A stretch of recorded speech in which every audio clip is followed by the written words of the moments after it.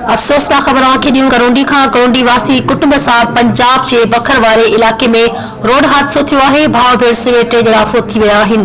पंजाब जे बखर वारे इलाक़े में कोहड़ीअ सबबि डंपर ऐं केरी में टक्कर थी पियो आहे, जंहिं सबबि केरी सवार करोंडी वासी एजाज़ अली रहमानी, संदसि भेण साइमा ऐं मासूम ॿारो थॾे ते ई फोत थी विया आहिनि। वाक़े जी इतला संदसि वारसनि खे ॾिनो वियो आहे, जेकी करोंडी खां पंजाब रवाना थी विया आहिनि। अफ़सोसनाक ख़बरूं पिया। हादसे में हिक ई घर जा 3 भाती फोत थियण ते फोतिन जे घर में कोहराम मची वियो आहे। करोंडी शहर में बि माहौल सोगवार थी वियो आहे। इंतहाई अफ़सोसनाक ख़बर ॾियूं पिया। करोंडी वासी कुटुंब सां पंजाब जे बखर वारे इलाक़े में रोड हादसो पेश आयो आहे।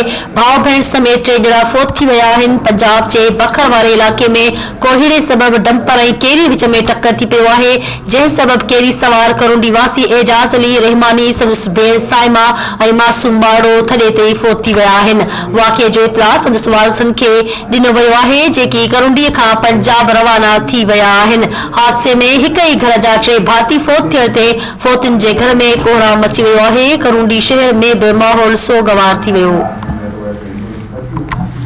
अफ़सोसनाक ख़बर खे ॾियूं पिया। करोंडी वासी कुटुंब सां पंजाब जे बखर वारे इलाक़े में रोड हादसो पेश आयो आहे।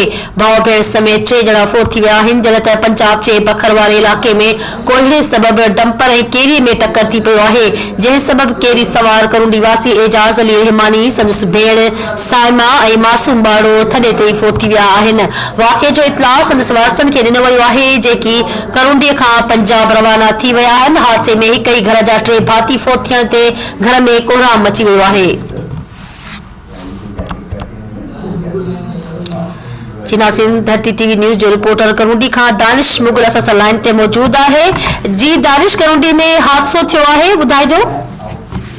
बिल्कुल तव्हांखे ॿुधाईंदासीं। करोंडी वासी कुटुंब आहे जंहिंखे पंजाब में बखर वारे इलाइक़े में रोड हादसो पेश आयो आहे। रोड हादसे जे नतीजे में हिक ई फैमिली जा जेके 3 फर्द आहिनि उहे वाक़े वारे हंधी फोत थी विया आहिनि। असांखे इहो ॿुधायो पियो वञे त करोंडी जो ही कुटुंब पंजाब शादी में वियो हो, जिथां वापसी अची रहियो हो, इहो हादसो पेश आयो आहे। जॾहिं ते एॾा इतला मिलण बाद घर में कोहराम मची वियो आहे। जी ठीकु आहे दानिश, वॾी महिरबानी।